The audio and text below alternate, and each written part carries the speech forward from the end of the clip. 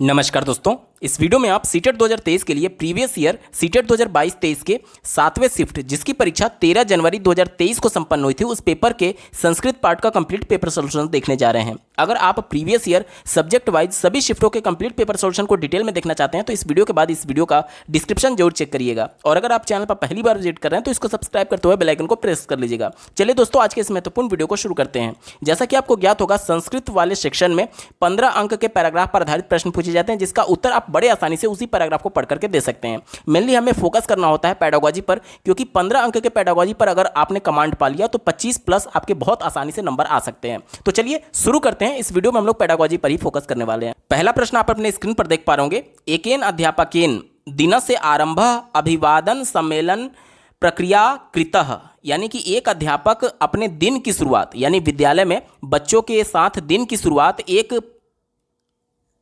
Activity जिसका नाम अभिवादन सम्मेलन प्रक्रिया है, जिसे अंग्रेजी में ग्रीट एंड मीट एक्टिविटी कहते हैं। ग्रीट का मतलब किसी को ग्रीटिंग देना यानी कि अभिवादन करना, जैसे हाय हेलो नमस्ते ये सब करते हैं ना, ये ग्रीटिंग में आता है, ठीक है, यानी कि किसी का अभिवादन करना। और मीट यानी कि देखिए सम्मेलन की बात की जा रही है, यानी कि मिलना, अभिवादन करते हुए मिलना, ये एक एक्टिविटी है, ठीक है। अत्र तेन शिक्षार्थिनः आदिष्टाम यते ताम घटनाम परस्परम कथयन्तु या तेभ्यो अतीव आनंददायिका आसीत। देखिए तेभ्यो मतलब कि उनके अतीव, अतीव यानी कि उनके पास्ट में, यानी कि उन सभी बच्चों को शिक्षक के द्वारा उनके पास्ट में यानी अब तक की लाइफ में जो सबसे आनंददायक घटना रही है उसका परस्पर एक दूसरे के साथ कहने के लिए यानी कि वर्णन करने के लिए कहते हैं इस एक्टिविटी के दौरान।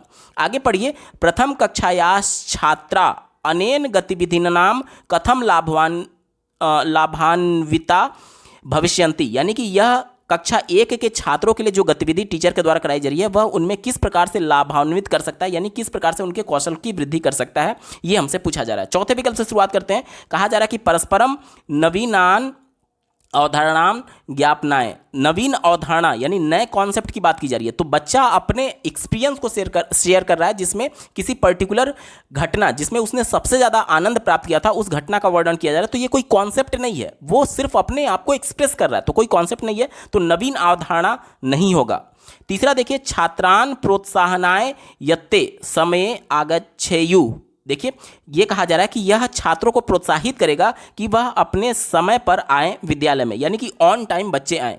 तो इसका समय से कोई लेना देना ही नहीं है। हमसे ये पूछा जा रहा है कि बच्चों को ग्रीट एंड मीट एक्टिविटी कराई जा रही है जिसमें बच्चा अपने किसी इस प्रकार की घटना का वर्णन कर रहा है, तो इससे बच्चा समय पर ऑन पंक्चुअल कैसे हो सकता है, वो समय पर कैसे आ सकता है, इसका कोई लेना देना ही नहीं है। तो ये भी हमारा उत्तर नहीं होगा, क्योंकि इस एक्टिविटी से बच्चे में कौन सा कौशल विकसित होगा ये हमसे पूछा जा रहा है। तो समय पर आना इससे संबंधित नहीं है, हमारा उत्तर नहीं होगा। पहला विकल्प देखिए, अखिल गत्यात्मक कौशलानाम विकासे। अखिल का मतलब होता है संपूर्ण या फिर स्थूल, गत्यात्मक यानी कि गति से संबंधित है, और कौशल यानी कि आपने एक टर्म पढ़ा होगा ग्रॉस मोटर स्किल, यानी कि गत्यात्मक कौशल। देखिए दो प्रकार के गत्यात्मक कौशल होते हैं, पहला सूक्ष्म गतिक कौशल और दूसरा स्थूल गतिक कौशल। सूक्ष्म को हम लोग फाइन मोटर स्किल बोलते हैं, जैसे कि बच्चा जब पेंसिल को पकड़ता है तो पेंसिल से लिखने के दौरान उसके बॉडी का सिर्फ उंगली जो होता है वो मूवमेंट करता है, तो इसे सूक्ष्म बोलेंगे यानी कि फाइन मोटर स्किल बोलेंगे। और दूसरा होता है ग्रॉस मोटर स्किल, जिसमें ऐसी कोई एक्टिविटी जिसमें बच्चे का पूरा बॉडी मूवमेंट करता है, जैसे बच्चा जब दौड़ रहा है तो उसके पूरा बॉडी मूवमेंट कर रहा है, तो उसे क्या बोलेंगे, उसे ग्रॉस मोटर स्किल बोलेंगे, यानी कि स्थूल गति के कौशल, जिसे हिंदी में अखिल यहाँ पर गत्यात्मक कौशल की बात की जा रही है। तो यहाँ पर बच्चा जब अपने आप को एक्सप्रेस कर रहा है ग्रीट एंड मीट एक्टिविटी में, तो वो दौड़ थोड़ी रहा है कि उसका बॉडी मूवमेंट करेगा, तो यहां पर अखिल गत्यात्मक कौशल विकास नहीं होगा। अब हमारे पास एक ही विकल्प बचा, ऑप्शन नंबर 2 देखिए, प्रभावयुक्तः संप्रेषण कर्तारः भविष्यन्ति, यानी कि ये कहा जा रहा है कि इससे जो बच्चे होंगे वो इफेक्टिव कम्युनिकेटर बनेंगे। देखिए संप्रेषणकर्ता की बात की जा रही है, इफेक्टिव कम्युनिकेटर। जाहिर सी बात है जब बच्चा अपने आप को एक्सप्रेस कर रहा है तो अपने मौलिक विचारों के माध्यम से कर रहा होगा, तो जितना ज़्यादा बच्चे को भाषा का प्रयोग करने का अवसर दिया जाएगा उतना ही बच्चे का उस भाषा पर पकड़ होगा, यानी वो एक अच्छा कम्युनिकेटर बनेगा, एक अच्छा संप्रेषणकर्ता बनेगा। वहीं तो बात की जा रही है ऑप्शन नंबर 2 में, यही विकल्प इसका बिल्कुल एप्रोप्रिएट आंसर हो जाएगा। अगला प्रश्न पूछा गया है, कतमा भाषा अनायासेन अर्जिता भवति। अनायासेन यानी कि अनकॉन्शियसली कौन सा लैंग्वेज अर्जित किया जाता है? ध्यान से समझिएगा, जब बच्चे का जन्म पहली बार परिवार में होता है तो उसके पास अपनी कोई भाषा नहीं होती है। अपने आप को एक्सप्रेस करने के लिए, अपनी भावनाओं को एक्सप्रेस करने के लिए उसे एक भाषा की जरूरत पड़ती है। अब उनके आसपास जो लोग हैं वो कौन होंगे? उनके परिवार के सदस्य होंगे। तो उनके परिवार के सदस्य के द्वारा जो भाषा बोली जा रही है उनके शब्दों का हूबहू अनुकरण करते करते बच्चा उसी भाषा को सीख जाता है। अब चूंकि यहां पर उनके माता पिता के द्वारा, बच्चे के माता पिता के द्वारा कोई भी ग्रामर का नियम नहीं बताया जा रहा है, इसीलिए इसको अनायास बोला गया है, यानी कि अनकॉन्शियसली। यानी कि देखिए, जब बच्चा विद्यालय में औपचारिक तरीके से किसी भाषा को पढ़ता है तो व्याकरण के नियमों के अंतर्गत पढ़ता है, लेकिन चूंकि विद्यालय में वो नहीं है, अपने परिवार के सदस्यों में, तो उस दौरान जब वो भाषा को अर्जित कर रहा है तो कोई भी व्याकरण का नियम नहीं पढ़ रहा है, इसीलिए इसको अनकॉन्शियसली बोला गया है। ठीक है, और विद्यालय में जो सीखता है उसको क्या बोलेंगे? उसको कॉन्शियसली बोलेंगे, यानी उसको एक तरीके से सचेत मन से व्याकरण के नियमों के अंतर्गत सीखना कहते हैं। तो जो घर पे बच्चा अनकॉन्शियसली लैंग्वेज को अर्जित करता है उसको क्या बोलते हैं? उसका मदर टंग बोलते हैं। और मदर टंग बच्चे की क्या होती है? वो प्रथम भाषा होती है। ऑप्शन नंबर 1 देखिए, प्रथम भाषा इसका बिल्कुल एप्रोप्रिएट आंसर हो जाएगा। ठीक है, बाकी के विकल्पों की बात करें तो देखिए, द्वितीय भाषा, द्वितीय भाषा क्या होगा? Target language. टारगेट लैंग्वेज को अर्जित नहीं किया जाता बल्कि उसका अधिगम होता है।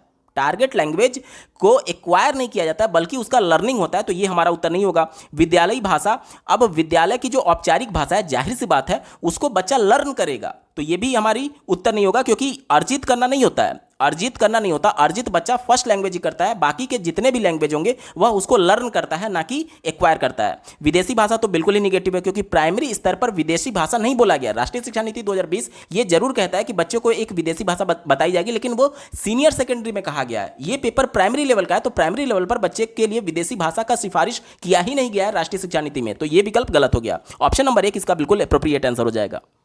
अगला प्रश्न पूछा गया है, एकः अध्यापकः 3 से 9 वर्षीयाणां बालानां आकलनम केन प्रकारेण कुर्यात्। यानी कि एक अध्यापक 3 से 9 वर्ष के बालकों का आकलन, यानी कि उनका असेसमेंट, उनका मूल्यांकन किस प्रकरण के लिए किया जाता है? बच्चे का क्यों आकलन किया जाता है, सीधे तौर पर यह पूछा जा रहा है। ठीक है, चलिए पहले विकल्प से शुरुआत करते हैं। तेसाम पृथक पृथक समूह निर्माणार्थम, कहा जा रहा है कि उन बच्चों को उनकी योग्यता के आधार पर अलग अलग समूहों में बांटने के लिए। तो कोई भी विकल्प जो कि बच्चे को उसकी योग्यता के आधार पर समूहों में बांटे वो हमेशा निगेटिव होता है, क्योंकि राष्ट्रीय शिक्षा नीति और एनसीएफ समावेशी कक्षा को सपोर्ट करते हैं। समावेशी कक्षा ये कहती है कि चाहे बच्चे में योग्यता कोई भी हो, चाहे बच्चा कितना भी अधिगम रूप से पिछड़ा क्यों ना हो, या फिर बहुत रूप से अधिगम तौर पर सार्थक क्यों ना हो, या फिर शारीरिक अक्षमता से जूझ रहा हो क्यों ना हो, या फिर अधिगम विकार से क्यों ना जूझ रहा हो, सबको एक ही छत के नीचे एक ही साथ कक्षा में पढ़ाना है। तो यहाँ पर जो भी विकल्प बच्चे को अलग करने की बात करें योग्यता के आधार पर, वो हमेशा निगेटिव हो जाएगा। दूसरा देखिए, तेभ्यः इस तरह प्रदानाय, यानी कि कहा जा रहा है उनको ग्रेडिंग देने के लिए। ग्रेड क्या होता है? जैसे कि ये ए ग्रेड के बालक हैं, ये बी ग्रेड के बालक हैं, ये सी ग्रेड के बालक हैं, ये डी ग्रेड के बालक हैं, यानी उनकी योग्यता के आधार पर ही तो आप उसको ग्रेडिंग करेंगे। तो ये भी तो एक तरीके से बंटवारा ही हो रहा है उनकी योग्यता का। तो जो भी विकल्प योग्यता के आधार पर बच्चों को अलग करने की बात करें वो हमेशा निगेटिव होता है, कभी भी हमारा उत्तर नहीं होगा। चौथा देखिए, योग्यता क्रमानुसारम तेसाम अवरोधनम, यानी कि कहा यह जा रहा है कि योग्यता के अनुसार उनको क्रम देने के लिए, रैंक देने के लिए बात की जा रही है। तो यहां पर यह भी योग्यता के अनुसार उसको रैंकिंग की बात की जा रही है, तो यह हमारा उत्तर नहीं होगा। एक ही विकल्प बचा, तेषाम क्षमताम आवश्यकताम रुचिनाम आकलनाय, यानी कि बच्चे की क्षमता, उसकी आवश्यकता, उसके रुचि के जानने के लिए बच्चे का आकलन किया जाता है। कैसे? ध्यान से समझिएगा।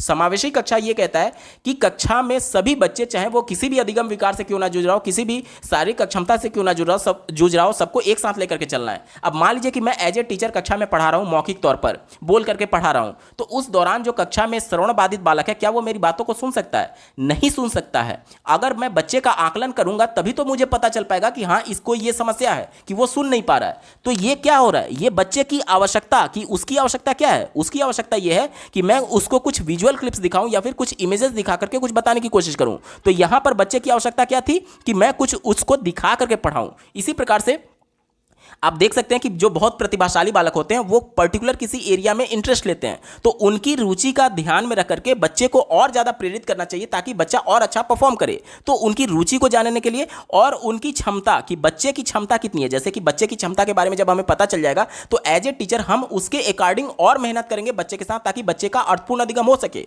इसीलिए बच्चे का आकलन किया जाता है ताकि उसकी क्षमता, उसकी आवश्यकता और उसकी रुचि के बारे में जाना जा सके। विकल्प नंबर 3 बिल्कुल एप्रोप्रिएट है, यही इसका सटीक जवाब हो जाएगा।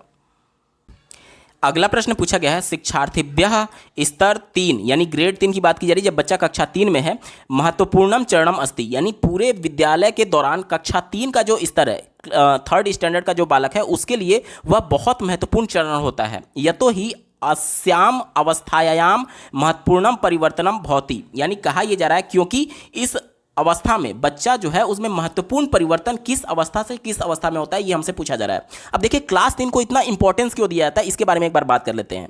आपने एक योजना सुनी होगी, निपुण भारत योजना, निपुण प्रोग्राम सुना होगा, जो कि केंद्र सरकार का एक महत्वपूर्ण पायलट प्रोजेक्ट है, जिसके अंतर्गत 2025 तक ये लक्ष्य रखा गया है कि कक्षा 3 के सभी बालकों को कक्षा 3 कंप्लीट करते करते बेसिक लिटरेसी और बेसिक न्यूमरेसी आ जानी चाहिए। यानी कि 2025 तक ये लक्ष्य रखा गया है कि तीसरी कक्षा का बालक जो होगा वो पढ़ना लिखना और जो बेसिक न्यूमरेसी होती है, जैसे कि अंकों के बारे में जानकारी, वो बच्चा हासिल कर ले। यानी किसी लेख को पढ़ करके उसका अर्थ समझ ले और किसी भी बारे में अपने आप को एक्सप्रेस करने के लिए लिख सके। ये होता है बेसिक न्यूमरेसी और लिटरेसी, मतलब अंकों के बारे में और बेसिक जो संक्रियाएं होती हैं, जोड़ घटाना गुणा भाग, उसके बारे में बच्चा जान सके। ये लक्ष्य रखा गया 2025 तक। ये किस क्लास के बच्चों के लिए रखा गया? कक्षा 3 के बच्चों के लिए रखा गया है। यानी कि कक्षा 3 के बच्चों को यह माना जाता है कि कक्षा 3 तक बच्चे जो होते हैं वो पढ़ना लिखना सीख रहे होते हैं। कक्षा 3 तक के बच्चे क्या सीख रहे होते हैं? पढ़ना लिखना। और उसके बाद यह माना जाता है कि बच्चा अभी पढ़ना सीख रहा था, अब सीखने के लिए पढ़ेगा। ध्यान से समझिएगा मैं क्या बोल रहा हूं। कक्षा 3 तक का बच्चा जो था वो अभी पढ़ना सीख रहा है, और 3 के बाद बच्चा जो होता है वह सीखने के लिए पढ़ता है। यानी कि वो पढ़ना तो सीख चुका है, कक्षा 3 तक पढ़ना और लिखना सीख चुका है, अब क्या कुछ सीखना है, यानी जो उसके सिलेबस में उसको सीखने के लिए वो पढ़ने के लिए आगे प्रेरित होता है। यानी कि हमसे पूछा गया था कि क्या परिवर्तन हो जाता है कक्षा 3 के बाद से? कक्षा 3 के बाद से यह परिवर्तन हो जाता है कि जो बच्चा अभी पढ़ना सीख रहा था अब सीखने के लिए पढ़ने लगता है, सीखने के लिए पढ़ने लगता है। ध्यान से समझिएगा, अभी 3 तक तो वो पढ़ना सीख रहा था, पढ़ना लिखना सीख रहा था, अब 3 के बाद वह सीखने के लिए पढ़ना शुरू कर देता है। यहां तक क्लियर हो गया? चलिए, यानी कि सीखने के लिए पढ़ना का मतलब कि बच्चा अब सीखने के लिए खुद इंटरनली मोटिवेटेड है और वो खुद से पढ़ने के लिए प्रेरित है। इससे पहले बच्चा क्या था? पढ़ना ही सीख रहा था, और 3 के बाद क्या कर रहा है कि सीखने के लिए अब वो पढ़ने के लिए प्रेरित हो जाता है। तो देखिए ऑप्शन नंबर 2 में बात की गई है पठन शिक्षणांतरम, पठन शिक्षणम। देखिए ये पठन शिक्षणम का मतलब होता है कि सीखने के लिए पढ़ना, और पठन शिक्षणांतरम का मतलब होता है कि पढ़ना सीखना। ठीक है, बाकी के विकल्पों की बात करेंगे तो देखिए लेखन शिक्षणांतरम तो पठन शिक्षण कहा गया, यानी कि learn to write to read to learn कहा गया। तो ये हमारा उत्तर नहीं होगा, ये भी नहीं होगा, ये भी नहीं होगा। एक ही विकल्प दिया गया है जो कि इसकी बात करता है लर्न टू रीड, यानी कि पढ़ना सीखने से किसकी तरफ? रीड टू लर्न, यानी कि सीखने के लिए पढ़ना, जिसकी बात विकल्प नंबर 2 कह रहा है। विकल्प नंबर 2 बिल्कुल एप्रोप्रिएट आंसर हो जाएगा। देखिए ये पढ़ने से लिखने की तरफ बात किया जा रहा है तो ये गलत है, ये लिखने से लिखने की तरफ बात किया जा रहा है तो ये गलत है। इसका उत्तर क्या हो जाएगा? Learn to read to learn, option number 2 सही जवाब हो जाएगा।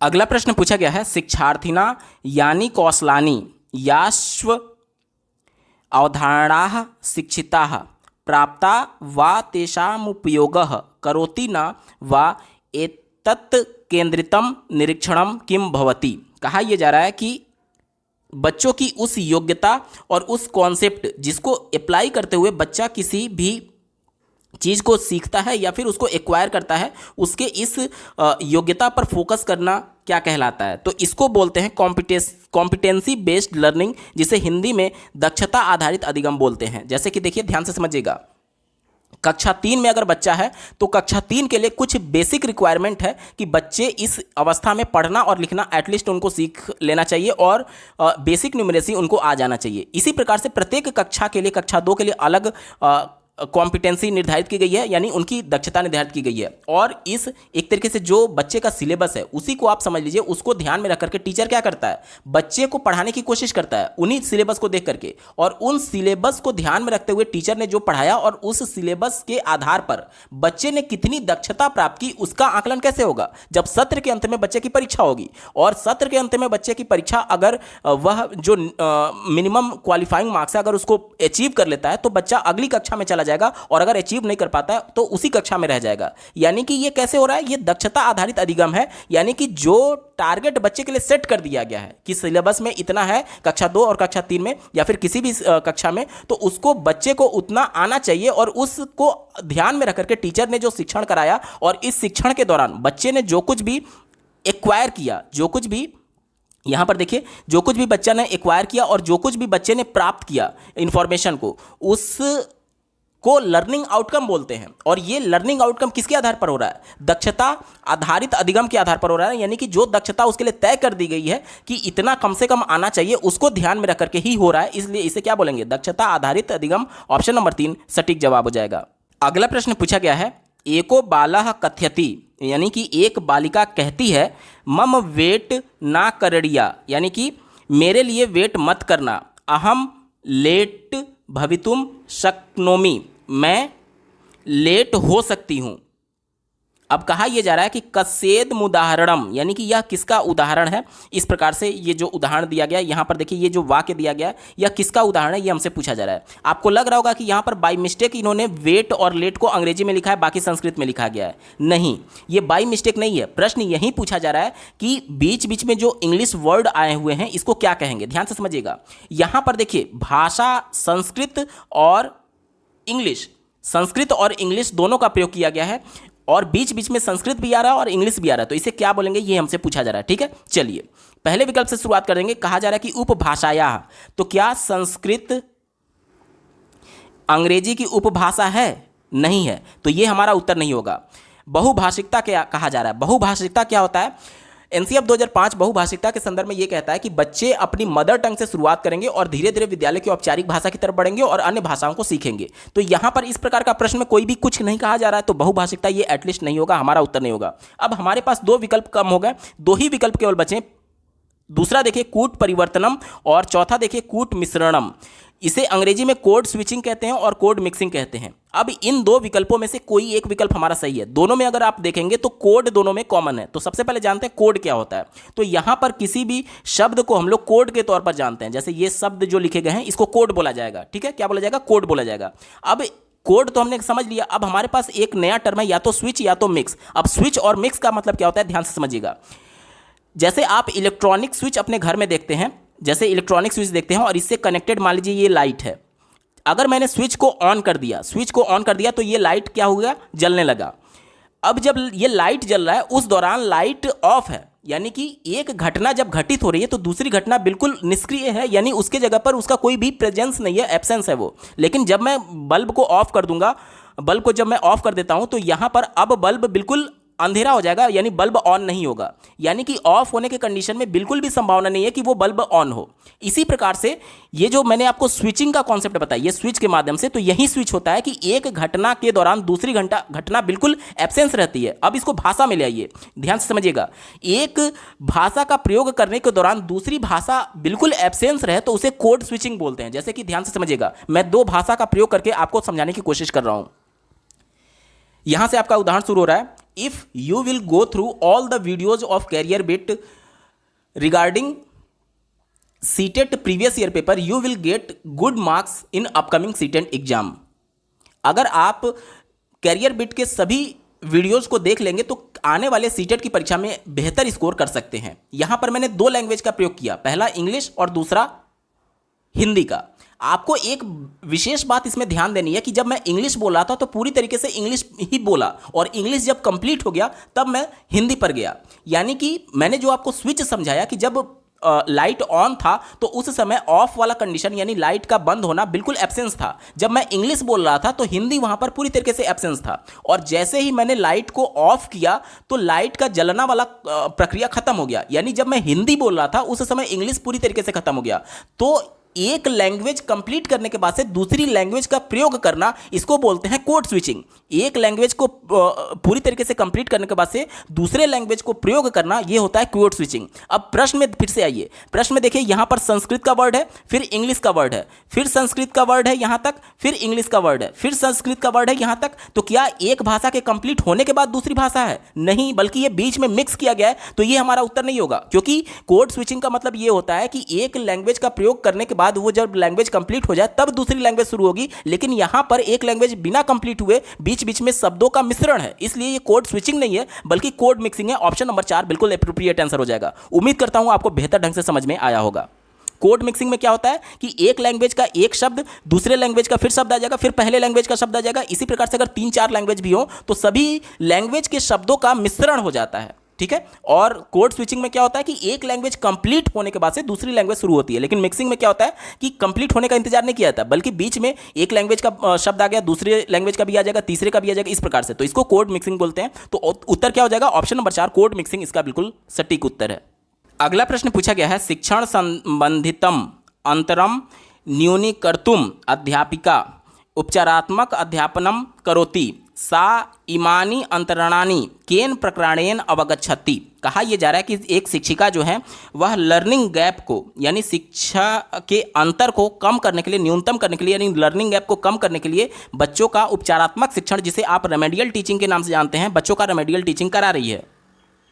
हमसे यह पूछा जा रहा है कि इस प्रकार के लर्निंग गैप को टीचर ने किस प्रकार से पहचाना, टीचर ने इसको कैसे आइडेंटिफाई किया। अब ध्यान से समझिएगा, एक कॉन्सेप्ट को पढ़ाने के बाद से उस कॉन्सेप्ट में आ रही दिक्कतों को जानने के लिए टीचर के द्वारा बच्चे का डायग्नोस्टिक टेस्ट किया जाता है, जिसे हिंदी में निदानात्मक परीक्षण कहते हैं। अब निदानात्मक परीक्षण में बच्चे को सिर्फ समस्याओं के बारे में पता चलता है बच्चे का, कि बच्चे को यहाँ पर समस्या है। अब डायग्नोस्टिक टेस्ट का काम बस इतना ही होता है। उसके बाद से उसकी उस लर्निंग गैप, उसकी उस कमजोरी, उसकी उस एक तरीके से जो अंतर है शिक्षण में, उसको फुलफिल करने के लिए, उस लर्निंग गैप को फिल करने के लिए बच्चे को पुनः शिक्षण किया जाता है, जिसे रेमेडियल टीचिंग कहते हैं, जिसे उपचारात्मक शिक्षण हिंदी में कहते हैं, ठीक है।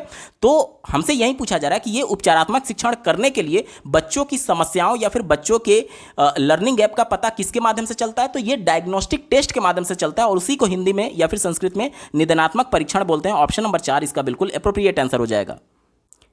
अगला प्रश्न पूछा गया है, अध्यापिका छात्रान पंचानाम समूहे विभाजयंती, यानी कक्षा 5 के बच्चों को एक शिक्षिका जो है वो क्या करती है, 5-5 के समूहों में बांट देती है। तेभ्यः पाठनाय एकम आवेदनम यच्छति छात्राम तम पठन्ति, यानी कि उनको एक रिपोर्ट देती है, किस लिए? उसको पढ़ने के लिए। समूह चर्चयंती, यानी उस पर डिस्कशन करने के लिए। चौ टिप्पणी लिखंती, और उस पर एक टिप्पणी लिखने के लिए, नोट लिखने के लिए कहती है।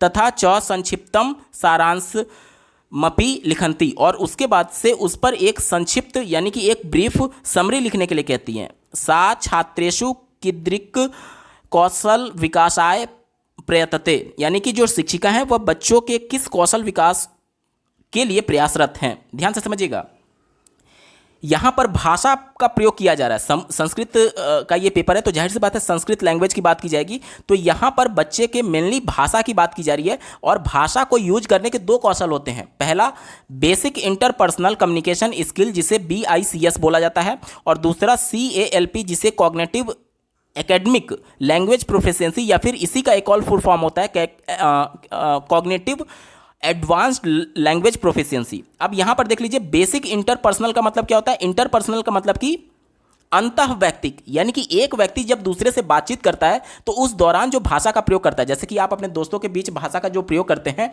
क्या वो भाषा का प्रयोग पर्टिकुलर किसी ऑफिस में या फिर आप अपने विद्यालय में कर सकते हैं? नहीं कर सकते, क्योंकि आप अपने दोस्तों के बीच तूर तड़ा करके कुछ अपशब्द वाले भाषा का भी प्रयोग करके बातचीत करते हैं। तो ऐसा भाषा का यूज करने का कौशल, जिसे हम अनौपचारिक तरीके से किसी औपचारिक स्थान के बाहर यूज करते हैं, जैसे कि खेल के मैदान में हो गया, या फिर अपने घरों में कई बार हम लोग अपने भाई से बात करते समय कुछ अनौपचारिक शब्दों का प्रयोग कर सकते हैं, तो उसको हम लोग BICS बोलते हैं, यानी कि अंतः वैयक्तिक संप्रेषण कौशल। लेकिन जिस भाषा का प्रयोग आप विद्यालय में करेंगे समूह चर्चा में, उसमें आप तू तड़ा का प्रयोग नहीं करेंगे। वो क्या होता है? वो कॉग्निटिवली एडवांस्ड होता है या फिर कॉग्निटिवली एकेडमिक लैंग्वेज प्रोफिशिएंसी होता है। एकेडमिक को हिंदी में अकादमिक बोलते हैं, जिसका जिक्र ऑप्शन नंबर 2 में किया गया है। तो चूंकि ये जो सभी घटनाएं हो रही हैं कि जैसे उस पर समूह चर्चा करना, उसको रिपोर्ट को पढ़ना, उस पर टिप्पणी लिखना, उस पर संक्षिप्त सारांश लिखना, तो लिखने में आप तू तड़ा का प्रयोग थोड़ी करेंगे। जब आप ग्रुप डिस्कशन करेंगे तो तू तड़ा का प्रयोग थोड़ी करेंगे विद्यालय में। तो ये जो भाषा होगा वो CALP होगा, यानी कि कॉग्निटिव एडवांस या फिर cognitive academic language proficiency. Option number 2 यहां पर बिल्कुल एप्रोप्रिएट आंसर हो जाएगा। पहला वाला विकल्प तू तड़ाक वाली भाषा है, जिसका प्रयोग हम अनौपचारिक तरीके से विद्यालय के बाहर दोस्तों के से बातचीत करने में करते हैं। तो ये हमारा उत्तर नहीं होगा, एक ही विकल्प बचा, ऑप्शन नंबर 2 यहां पर बिल्कुल एप्रोप्रिएट आंसर है। अगला प्रश्न पूछा गया था, भाषायाः अध्यापिका पंचम कक्षायाः छात्रेभ्यः एकम अनुच्छेदम लेखनाय यच्छति। कहा यह जा रहा है कि 5वीं कक्षा की एक भाषा की शिक्षिका छात्रों को एक पैराग्राफ लिखने के लिए कहती हैं। यदा ते प्रथम प्रारूपम लिखन्ति, यानी कि जब वो इसका फर्स्ट ड्राफ्ट लिख लेते हैं तब देखिए, तदा अध्यापिका आदेशति यते परस्परम अन्योन्यस्य अनुच्छेदम पठन्तु, यानी कि उसके बाद शिक्षिका उनको आदेश देती हैं कि अपने पैराग्राफ को स्वैप कर लो। देखिए, अन्योन्य से यानी कि परस्पर एक दूसरे से अनुच्छेद को क्या कर लो, स्वैप कर लो, यानी बदल दो। कि ग्रुप में अगर एक जैसे कि मान लीजिए पेयर में बच्चे हैं, तो पेयर में 2 बच्चे होंगे, तो पहला बच्चा जो है वो अपना जो पैराग्राफ उसने लिखा है वो दूसरे बच्चे को दे देगा, और दूसरा बच्चा जो है वो पेयर के दूसरे बच्चे को, मतलब कि पहले वाले बच्चे को अपना पैराग्राफ दे देगा, यानी परस्पर वो पैराग्राफ बदल लेंगे। ठीक है। तथा च प्रतिपुष्टिमपि ददतु, और उसके बाद से पियर यानी कि जो उनके पियर्स हैं, यानी जो उनके सहपाठी हैं, उनको फीडबैक देने के लिए बोलती हैं। कहा यह जा रहा है कि सह पठिनाम इयम प्रतिपुष्टि, यानी कि पीयर फीडबैक कैसा होना चाहिए, पीयर फीडबैक होना चाहिए अथवा नहीं, ये हमसे प्रश्न पूछा जा रहा है। पीयर यानी कि बच्चे का जो सहपाठी है उसके बारे में पूछा जा रहा है। तो देखिए, राष्ट्रीय शिक्षा नीति 2020 में सतत और व्यापक मूल्यांकन की बात की गई है। सतत और व्यापक मूल्यांकन में बच्चे का 360 डिग्री इवैल्यूएशन की बात की जाती है, यानी हर वो एक्टिविटी जिसमें वो शामिल है उसी के दौरान उसका मूल्यांकन होना चाहिए। अब बच्चे की एक्टिविटी में उसका सहपाठी भी शामिल है, क्योंकि वो पेयर में काम कर रहे हैं। तो पेयर में काम करने के दौरान बच्चे का स्व मूल्यांकन भी इंपॉर्टेंट है, साथ ही साथ उस बच्चे के पीयर यानी उसका सहपाठी का भी मूल्यांकन इंपॉर्टेंट है। इसी को ध्यान में रख करके उत्तर ढूंढेंगे। पहले विकल्प से शुरुआत करते हैं, तेसाम प्रतिपुष्टि ना ग्राह्या, यानी सीधे तौर पर यह कहा जा रहा है कि उसके पीयर का जो फीडबैक है उसको इग्नोर करने की बात की जा रही है। तो ये तो राष्ट्रीय शिक्षा नीति के हिसाब से बिल्कुल निगेटिव है, हमारा उत्तर नहीं होगा। दूसरा देखिए, तेसाम प्रतिपुष्टि ना ग्राह्या यतो ही अध्यापकना मुत्तर दायित्व में तत् न ही सहपाठी नाम, यानी कहा यह जा रहा है कि उसके इस पीयर फीडबैक को एक्सेप्ट ना करके ये टीचर की जिम्मेदारी है कि टीचर फीडबैक दे, ना कि उसका सहपाठी। तो ये विकल्प निगेटिव है, क्योंकि टीचर तो फीडबैक देगा ही देगा। साथ ही साथ स्व मूल्यांकन की भी बात की गई है और पीयर असेसमेंट की भी बात की गई है राष्ट्रीय शिक्षा नीति में। तो ये विकल्प कह रहा था कि केवल टीचर फीडबैक देगा, जबकि क्या है, राष्ट्रीय शिक्षा नीति क्या कहता है कि बच्चे का पीयर जो है वो भी फीडबैक देगा। तो ये विकल्प गलत हो गया। तीसरा देखिए, केवलम लेखन कौशलाय ग्राह्यम ना तु अनेभ्यम त्रिकौशलभ्य, यानी ये कहा जा रहा है कि बच्चे का जो पीयर फीडबैक है वो सिर्फ लिखने में शामिल किया जाना चाहिए, बाकी भाषा के जो 3 अन्य कौशल है, जैसे भाषा के 4 कौशल होते हैं, सुनना, बोलना, पढ़ना और लिखना, तो कहा जा रहा है कि बच्चे का फीडबैक केवल लिखने में लिया जाए, ना कि अन्य 3 कौशल में। तो ये विकल्प निगेटिव है, क्योंकि बच्चे का फीडबैक जो पीयर फीडबैक है वो सब में इंपॉर्टेंट है, ना कि केवल लिखने में। और वैसे भी मैं आपको बता चुका हूं कि केवल एकमात्र एक ही पूर्ण रूप से, संपूर्ण रूप से, ये जितने भी वर्ड अगर किसी भी विकल्प में आपको दिख जाए वो हमेशा निगेटिव होता है। अब हमारे पास केवल एक ही विकल्प बचा, ऑप्शन नंबर 4 देखिए, लेखन संबंधी कार्येषु नियमित रूपेण ग्राह्य, यानी कि लिखने से संबंधित कार्यों में नियमित रूप से बच्चे का जो पीयर है यानी जो उसका सहपाठी है उसका फीडबैक लेना चाहिए। यही तो राष्ट्रीय शिक्षा नीति भी कहता है कि बच्चे का पीयर फीडबैक बहुत इंपॉर्टेंट है। ऑप्शन नंबर 4 बिल्कुल एप्रोप्रिएट है, यही इसका सटीक जवाब हो जाएगा। अगला प्रश्न पूछा गया है, क्रीड़ांगने यानी कि प्लेग्राउंड की बात की जा रही है, चल भाषे यानी कि ऑन द फोन यानी फोन पर बात करते समय, यद्वा अन्यैर्जनैः सह सामाजिक रूपेण अंतःक्रियार्थम प्रयुक्ता भाषा अस्ति, यानी कहा यह जा रहा है कि फोन पर या फिर प्लेग्राउंड में जब दोस्तों के साथ खेलते हैं उस समय जो भाषा का प्रयोग किया जाता है और सामाजिक रूप से जो इंटरेक्शन यानी अंतःक्रिया जिस भाषा में किया जाता है उसको क्या बोला जाएगा। तो इसको देखिए, जब आप मित्र से बात कर रहे होते हैं प्लेग्राउंड में, तो तू तड़ाक वाली भाषा का प्रयोग करते हैं, यानी अनौपचारिक भाषा। और अनौपचारिक भाषा को हम लोग कौन सी भाषा के अंतर्गत रखेंगे? BICS, ठीक है, जो कि सामाजिक भाषा होता है। ऑप्शन नंबर 1 बिल्कुल सटीक जवाब हो जाएगा। यहाँ पर अकादमिक भाषा नहीं हो सकता, क्योंकि CALP जो होता है, CALP वो क्रीड़ांगन में नहीं होता है, वो प्लेग्राउंड में नहीं होता है, वो स्कूलों में होता है। किताबों की भाषा की जब बात की जाती है तो वो अकादमिक भाषा होता है। ऑप्शन नंबर 1 यहाँ पर बिल्कुल सटीक जवाब हो जाएगा। बाकी अगर बात करें तो देखिए, विचार विमर्श ये नहीं होगा, विमर्श दक्षता नहीं होगा, सामूहिक चर्चा भी यहाँ पर गलत है। ऑप्शन नंबर 1 सटीक जवाब होगा। अगला प्रश्न पूछा गया है, एका अध्यापिका पंचम कक्षायाम कतिपयान चयनितान स्तरीयान व्याकरण अवधारणा पाठयति। यानी कहा यह जा रहा है कि एक अध्यापिका जो है वो एक सिलेक्टेड और ग्रेडेड ग्रामेटिकल आइटम कक्षा 5 के बच्चों को पढ़ा रही हैं। ठीक है, आगे पढ़िए। सा कक्षायाम कस्य उपागम से प्रयोगम करोति। वह कक्षा में किस अप्रोच का प्रयोग कर रही है, ये हमसे पूछा जा रहा है। तो पर्टिकुलर किसी सिलेक्टेड और ग्रेडेड ग्रामेटिकल आइटम को पढ़ाना यहाँ पर क्या है, ये संरचनात्मक उपागम का उद्देश्य, संरचनात्मक उपागम हो जाएगा। ऑप्शन नंबर 3 यहाँ पर बिल्कुल सटीक जवाब हो जाएगा। इसको अंग्रेजी में स्ट्रक्चरल अप्रोच कहते हैं। स्ट्रक्चरल का मतलब कि जैसे मान लीजिए कि बच्चे को टेंस बताना है, तो यहाँ पर टेंस पूरा नहीं बताया जा रहा, बल्कि उसमें से एक चयनित पार्ट बताया जा रहा है। जैसे कि प्रेजेंट इंडेफिनिट में अफर्मेटिव सेंटेंस की जब बात की जाएगी, तो वहाँ पर भी केवल सिंगुलर के लिए अगर हम लोग प्रयोग करें तो क्या हो जाता है, इसका फॉर्मेट सब्जेक्ट प्लस वर्ब का फर्स्ट फॉर्म प्लस यस या फिर ईएस होता है। जैसे वह जाता है तो क्या हो जाएगा, ही गोज, ही गोज, यानी कि ही सब्जेक्ट हो गया और गो यहाँ पर वर्ब है और वर्ब सिंगुलर था, उसके हिसाब से यहाँ पर यस या फिर ईएस लगता है। तो ये क्या बोला जाएगा, ये संरचनात्मक उपागम बोला जाएगा। ऑप्शन नंबर 3 इसका बिल्कुल सटीक जवाब हो जाएगा। अगला प्रश्न पूछा गया था, एक अध्यापकः निश्चयं कृतवान, यानी कि एक अध्यापक निश्चय करता है, यत् स पंचम कक्षायाः, कि वह 5वीं कक्षा के छात्रान् तेभ्यं पुस्तकेभ्यः एका लघु कथा श्रावयस्यति लघु कथाम श्रावण काले। यानी कि एक टीचर जो है वो ये निश्चित करता है कि मैं कक्षा 5 के बच्चों के पाठ्य पुस्तक में से एक लघु कथा यानी एक शॉर्ट स्टोरी सुनाऊंगा। देखिए आगे पढ़िए। पठन कालस्य कतमो गतिविधि कर्तु शक्यते, यानी पठन काल के दौरान कौन सा गतिविधि एक्टिविटी पॉसिबल है। तो पठन काल के दौरान कौन सा गतिविधि एक्टिव पॉसिबल है, ये देखिए चौथे विकल्प से शुरुआत करते हैं। अध्यापका सर्वप्रथमम कथाया मागताम नूनतानाम काठिन्यम च शब्दानाम विषय चर्चयति। यानी कहा जा रहा है कि जो कठिन शब्द हैं, जो नवीन शब्द हैं, उस एक तरीके से शॉर्ट स्टोरी की, उसके पहले बच्चों को बताने की बात की जा रही है अध्यापक के माध्यम से। तो ये हमारा उत्तर नहीं होगा। क्यों नहीं होगा, क्योंकि यहाँ पर देखिए क्या कहा जा रहा है कि पुस्तक में से लघु कथा श्रावस्यति, मतलब टीचर जो है वो कक्षा के बच्चों से लघु कथा को सुन रहा है, कक्षा के बच्चों से लघु कथा को सुन रहा है, शॉर्ट स्टोरी को सुन रहा है। तो यहाँ पर टीचर एक तरीके से केवल सुनने का काम कर रहा है। यहाँ पर एक्टिव कौन है, बच्चे हैं। ठीक है, तो यहाँ पर चौथे विकल्प में जो कहा जा रहा था कि टीचर जो है वो बच्चों को नए शब्द और कठिन शब्दों का अर्थ बता रहा है, तो ये टीचर तो निष्क्रिय है, केवल वो सुन रहा है, कुछ बोल तो रहा नहीं है। तो ये हमारा उत्तर नहीं होगा। तीसरा देखिए, अध्यापकः कक्षाया पृष्ठभूमिम चर्चयति, यानी कि कहा जा रहा है कि टीचर जो है वो स्टोरी के बैकग्राउंड को डिस्कस कर रहा है। तो ये भी हमारा उत्तर नहीं होगा, क्योंकि टीचर जो है वो केवल सुनने का काम कर रहा है। पहला देखिए, शिक्षार्थिनः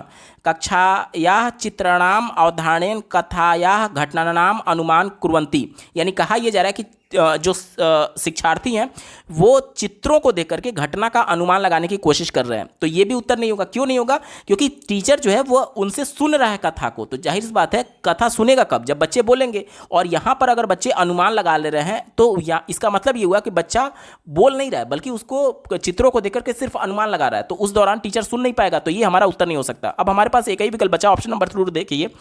शिक्षार्थिनः युग्म रूपेण कार्यम कुर्वन्ति परस्परम पाठंतरम श्रावयन्ति च, यानी कहा यह जा रहा है कि जो लर्नर्स हैं, जो शिक्षार्थी हैं, वो पेयर में यानी जोड़े में काम कर रहे हैं।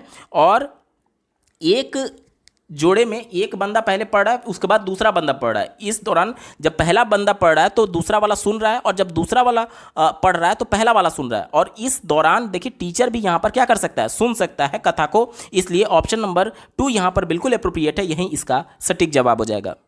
अगला प्रश्न पूछा गया है, श्रेया नूनतानानाम शब्दानाम श्रुत लेखे पर्याप्त अंकनाम नोती यानी श्रेया जो है वो नए शब्दों के श्रुतलेख में अच्छा स्कोर प्राप्त करती है, अच्छा नंबर प्राप्त करती है। सा ऐसा अर्थपी यानी कि वह इसका अर्थ समझ जाती है। देखिए अर्थ जानाती की बात की जा रही है, यानी उस नए शब्द का अर्थ जान जाती है। परम भाषणे लेखने च एतान शब्दानाम प्रयोगनम अनहरा यानी कि वह इस शब्दों का प्रयोग बोलने में या फिर लिखने में नहीं कर पा रही है, लेकिन कहीं पर पढ़ा है और कहीं पर सुना है, तो उसको पढ़ करके और उसको सुन करके उसका अर्थ ग्रहण कर ले रही है, लेकिन बोलने में और लिखने में उसका प्रयोग नहीं कर पा रही है उस शब्दों का। तो हमसे ये कहा जा रहा है कि यतो ही एता शब्दा तस्याह यानी कि ऐसे शब्द उस शिक्षार्थी के लिए किस प्रकार के शब्द माने जाएंगे। ध्यान से समझिएगा, हमारे पास भाषा में 4 प्रकार के कौशल होते हैं, सुनना, बोलना, पढ़ना और लिखना। इन 4 कौशल में 2 कौशल ऐसे हैं जिसमें बच्चा निष्क्रिय बना रहता है, यानी कि वह शब्दों को केवल सुन रहा है। जैसे सुनने की बात करें और पढ़ने की बात करें तो सुनना, ध्यान से देखिएगा, सुनना और पढ़ना, इस दौरान बच्चा शब्दों को प्रोड्यूस नहीं कर रहा है, बल्कि शब्द पहले से है, उसको सुन करके सिर्फ उसका अर्थ रिसीव कर रहा है। जैसे सुन करके भी अर्थ रिसीव करेगा और पढ़ करके भी उसका अर्थ रिसीव करेगा, तो इसको रिसेप्टिव स्किल बोलते हैं। रिसेप्टिव का हिंदी में क्या होता है, ग्राह्य, यानी कि ग्रहण करना, शब्द का अर्थ ग्रहण करना। तो ये कौन से हो जाते हैं, ये सुनना और पढ़ने को बोलते हैं। और जो 2 कौशल हमारे बचे, बोलना और लिखना, तो बोलने और लिखने के दौरान बच्चा शब्दों को प्रोड्यूस करता है। जैसे मैं आपको बोल करके बता रहा हूं तो मैं शब्दों को प्रोड्यूस कर रहा हूं, मैं नहीं यहां पर शब्द लिखा लिखना, तो ये लिख करके शब्दों को मैं प्रोड्यूस कर रहा हूं। इसीलिए इन 2 स्किलों को प्रोडक्टिव स्किल बोलते हैं, जिसे हिंदी में उत्पादक कौशल बोला जाता है। तो बोलने और लिखने से संबंधित जो जुड़ा हुआ है वोकैबुलरी यानी शब्दावली, उसको उत्पादक शब्द संग्रह कहते हैं, और जो सुनने और पढ़ने से जुड़ा हुआ है उसको ग्राह्य शब्द संग्रह कहते हैं। अब प्रश्न पर फिर वापस आइए। प्रश्न में क्या कहा गया है कि वह शब्दों को सुन करके उसका अर्थ तो जान जाती है, लेकिन उसका प्रयोग बोलने में और लिखने में नहीं कर पा रही है। बोलने और लिखने वाला कौन सा था, उत्पादन वाला। तो ये तो हमारा उत्तर होगा नहीं, क्योंकि बोलना और लिखने में वो सक्षम नहीं है, तो ये नहीं होगा। यानी कि ग्राह्य वाला होगा, क्योंकि वह सुन करके उसका अर्थ ग्रहण कर ले रही है, यानी ग्राह्य शब्द संग्रह, जिसे अंग्रेजी में रिसेप्टिव वोकैबुलरी कहते हैं। ऑप्शन नंबर 1 सटीक जवाब हो जाएगा। अगला प्रश्न पूछा गया है, निम्नांकितेषु कतमम कौशलम राष्ट्रीय शिक्षा नीति 2020 इत्यानुसारम आधार चरणाय महत्वपूर्णम अस्ति, यानी कहा यह जा रहा है कि निम्नलिखित में से कौन सा नेशनल एजुकेशन पॉलिसी सबसे ज़्यादा मोस्ट इंपॉर्टेंट मानता है आधारभूत संरचना के लिए, यानी फंडामेंटल स्टेज के लिए। फंडामेंटल स्टेज की बात की गई है, तो फंडामेंटल स्टेज देखिए, हमारे देश में पहले जो शिक्षा नीति लागू थी वो थी 10+2, जिसको रिप्लेस कर दिया गया है 5+3+3+4 में, जिसमें पहला जो 5 है यही फंडामेंटल स्टेज को रिप्रेजेंट करता है। और ये 5 जो है ये वर्षों को रिप्रेजेंट करता है। वर्ष कैसे, जैसे देखिए, बच्चे की एज जब 3 से लेकर के 6 साल की होगी तब वो बच्चा प्री प्राइमरी में पढ़ेगा, आंगनबाड़ी के माध्यम से या फिर बाल वाटिका के माध्यम से, तो इसको क्या बोलते हैं, प्री प्राइमरी बोलते हैं। ठीक है, और इसके बाद से जब बच्चे का एज 6+ होगा तब वो कक्षा 1 में एडमिशन लेगा, और उसके बाद से कक्षा 2, यानी कक्षा 1 और कक्षा 2, यानी बच्चे की एज जब 8 साल तक होगी, तब इस दौरान बच्चे की एज जब 8 साल तक होगी, यानी प्राइमरी का कक्षा 1 और 2, तो इसको क्या बोलेंगे, प्राइमरी बोलेंगे।